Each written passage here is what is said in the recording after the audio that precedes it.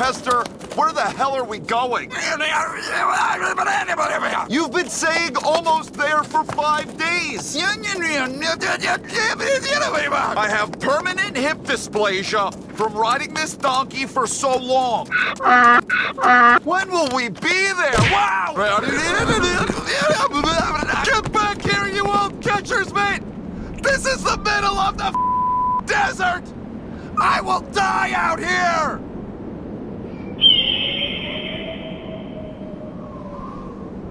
Now what am I supposed to do?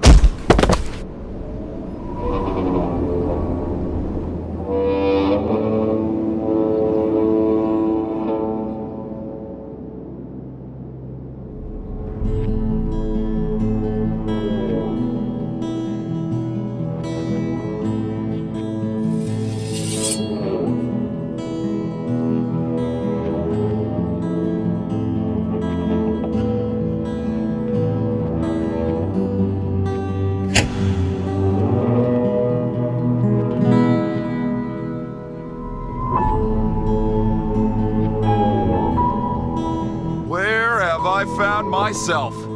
Is this someone's sex dungeon? More like torture chamber. Chase Elliott. We meet at last. We've already met, you dumbass. 700 likes and maybe Chase will touch my no-no spot next week. It's not a sex dungeon. Shoutouts to BLS Jimmy 84 for his Sirius XM paint scheme this week, memorializing 9/11. I could easily spend the next hour just dissecting everything that went on at Richmond a week ago. I'm going to try to give you the abbreviated version. We did exactly what we needed to take that win at Richmond, but I was speeding on pit road on our final pit stop, got a black flag, and NASCAR stripped me of that victory, much like they did Austin Dillon. With that penalty, every single one of my sponsors left the team. Mrucz Motorsport looking like Mikey Walnuts Racing in 2013. Had to find a whole new cast of sponsors. We did, thankfully. That's why we're able to race here this weekend. But much like 2013, NASCAR felt I had done the sport so dirty, they added a spot to the playoffs. So you have these 9 drivers, and what should be 7 more is actually 8. And Darb Keselowski was granted a special playoff position in 17th and will race for a championship. What's even more interesting than that is that Tyler Reddick fan down in the comments last week did the math and found out that the 33 never actually made the top 30 in points to get that win to count, to get him a playoff spot. But he is in. I have no idea what the cutoff actually was for a win and you're in. That raises the question, okay, you had a couple of guys back here with victories, Josh Wise and Mikey Walnuts. What? Was it because they were down in the 40s that the wins didn't count? Or maybe it's just this last page of the standings. That's what doesn't count. 36 on up would have been all right. So much of what transpired last week makes absolutely no sense at all, but we're gonna roll with it. Last week I hired an engine specialist. I have not met him yet. I have not seen him at the track. Don't know where he is. Thank you to all of these sponsors for coming on board and helping get us to Chicagoland today. The playoffs have finally arrived, ladies and gentlemen. 26 long weeks of regular season action has concluded. Now it's time to look for a champion. We have absolutely no good momentumums headed into this race today. But if there is anything that has been good to us so far in this season, it's the intermediate tracks. We have run really stinking good on those intermediates all season long, so I look forward to Chicagoland today. If we cannot win this race and cash our ticket into the next round, I am going to be horribly nervous about the next couple of weeks. New Hampshire, we suck. Dover is a beast all its own here on the NASCAR 15, so I am looking for a great day at Chicagoland. If paint scheme design has any effect at all on speed, we should be good. I thank BLS Jimmy for this special tribute car. Let's see if we can put it in victory lane. Chicagoland, the playoff starts now. Let's get the video started. Let's go! If you ask me what sounds better, in-house intermediate engine or improved engine, I'm going with the intermediate. Go down to the comments and leave your playoff predictions for this series of ours. Who do you think is going to be champion at the end of our 10 weeks? Today we're in Joliet, Illinois to bring you coverage of the Geico 400. With Hall of Famer Darrell Waltrip, I'm Mike Joy. Mike, you know, this track lays out just a little bit different. It's not your typical mile and a half. It's got a little bit of a turn down the back straightaway, which sets up for third turn a little different than some of the other mile and a halves we go to. Very interesting racetrack. Tony Stewart's won 3 times, including last year, and Kevin Harvick twice. They've got to be among the favorites. I think so, but Tony Stewart's got a great average finish here of 8.7, so you got to keep an eye on those smoke. He won this race last year.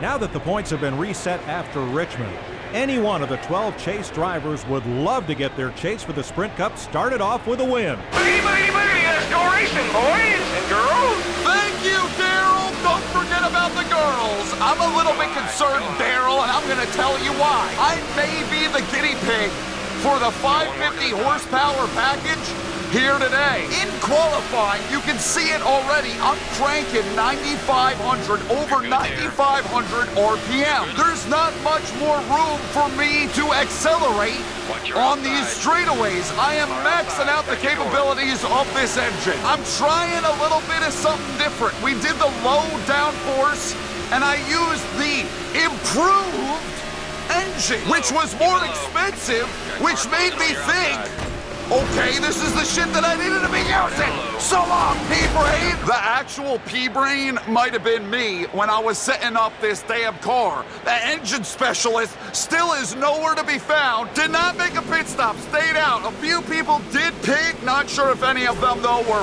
playoff drivers. Horribly concerned that improved engine is code for the wrong fucking engine.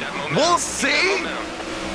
We're underway with the playoffs at Chicagoland. What am I doing? Oh my God! Calling this the playoffs. It's the damn Chase. Never should have changed that. Holy crap, it is so damn tight. Gonna have to loosen this up on the first pit stop.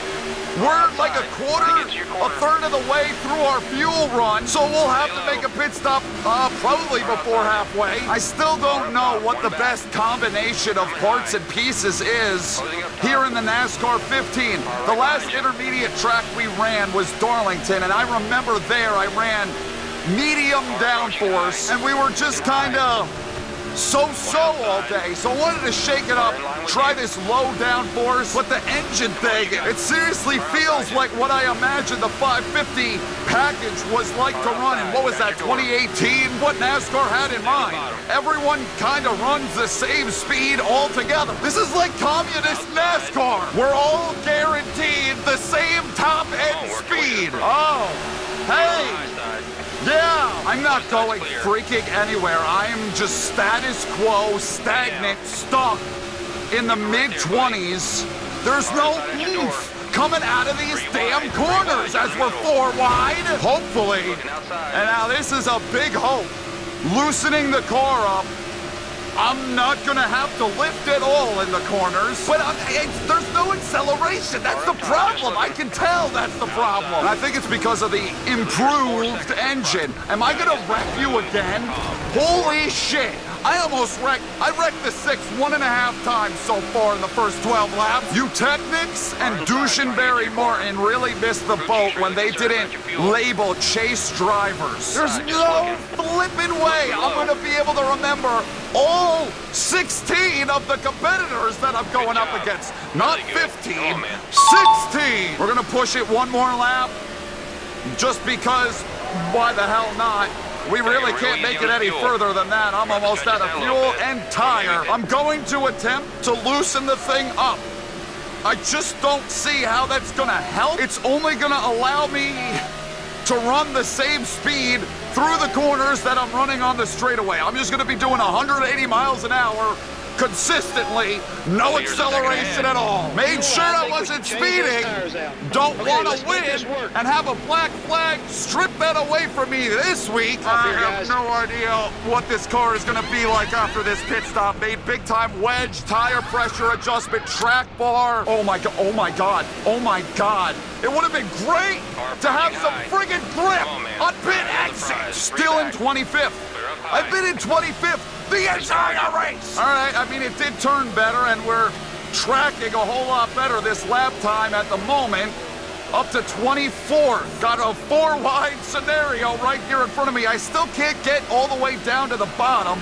They're making a little bit of contact up there. Fastest lap of my race, but Kansas is still 3.5 tenths faster than that. Thing just feels so bogged down on the straightaways. It's like I've got a restrictor plate on it, but it is what it is. We gotta take what we got and make the most of it. We're chasing a championship, baby.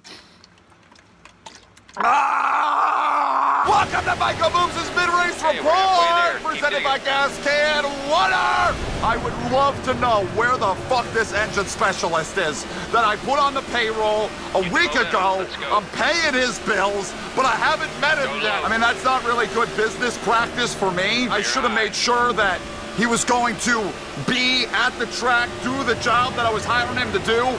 Not meeting him before hiring him. That was a mistake on my part. This has been Michael Mrucz's mid-race report presented by Gas Can Water. I only had a lap. Seriously though, the car, it's looser. I could turn it better, but we're in 24th and we really haven't moved at all and we're running out of laps here.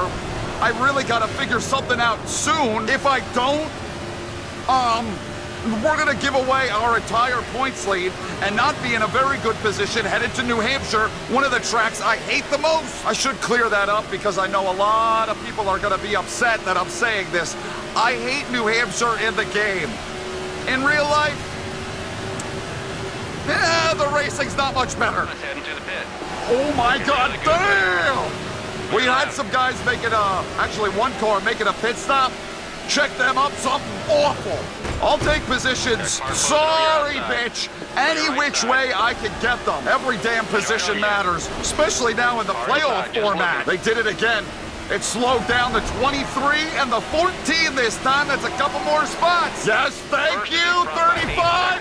Oh my God, was that the 33? McDouche probably wondering all week long why the 2-car got a free pass into the playoffs and he did not. They had the same amount of points, basically. 2-car gets placed in, 1 car doesn't.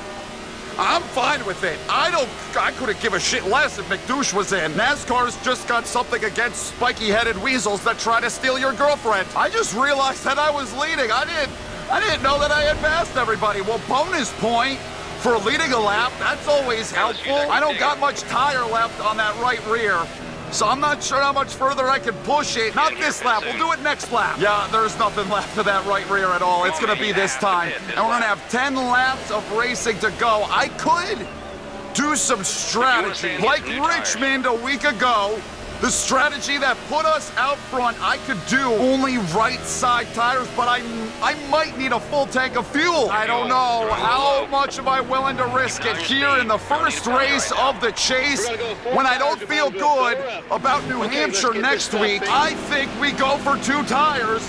Let it roll. I did too. I hope the game actually listens. Sometimes when you select 2 tires, they give you 4 anyway. What the fuck are... What's the holdup? Why did that take so long? I still cannot control the friggin' car. Don't hit me. Oh, I hit him. I believe it gained us a little something. The leader, Candy Cane. Oh, he hadn't pitted yet. Okay. I was just gonna say, he's throwing it down pit road. We weren't able to take a full tank of fuel. I could have done a splash, but I kind of think we need all that fuel to make it 10 laps. It bought us a little bit of time. Top 15 now, not bad.